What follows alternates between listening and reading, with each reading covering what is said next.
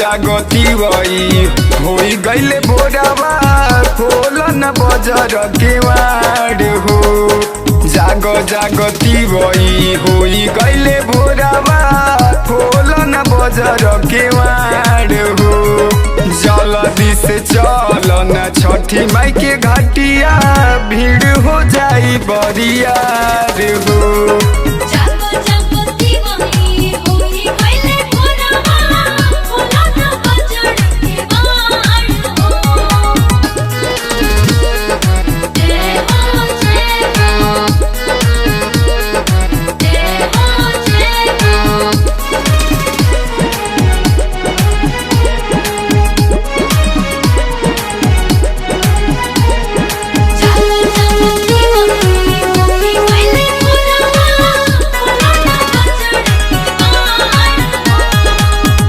पकवान से दौरा सजा के ओही में बारी लदिया सभी लोग जात बावे जल्दी से चल पेन्हिल ना पियरिया।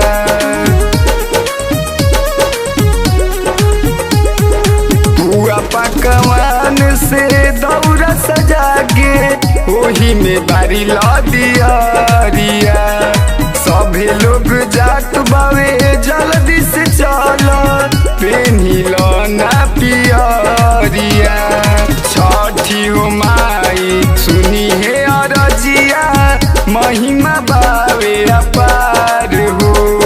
जल्दी से चल न छठी माई के घटिया भीड़ हो जाई बरियार हो।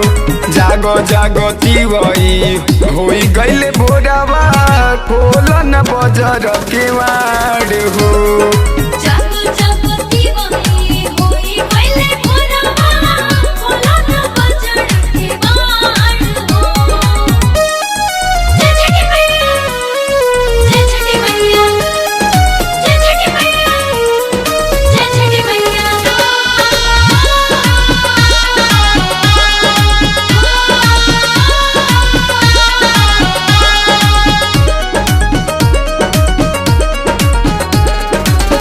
अंकुर ओझा के बजतव गीतिया बड़ी लगे मन भावन हो। ठाकुर परवाना कर जोरी कहसु छठी के बरतिया हो पावन हो।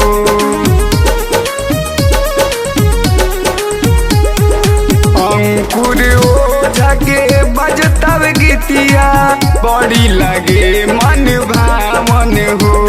उपेंद्र बाबा कर जोरी कहसु छठी के बरतिया हो पावन हो। कार्तिक महीनावा में आवल छठी मैया बड़ी जल खुशिया पार हो। जल्दी से चल न छठी माई के घटिया भीड़ हो जाई बरियार हो। जागती वही होई गईले भोरावा खोल न बजर केवाड़ हो।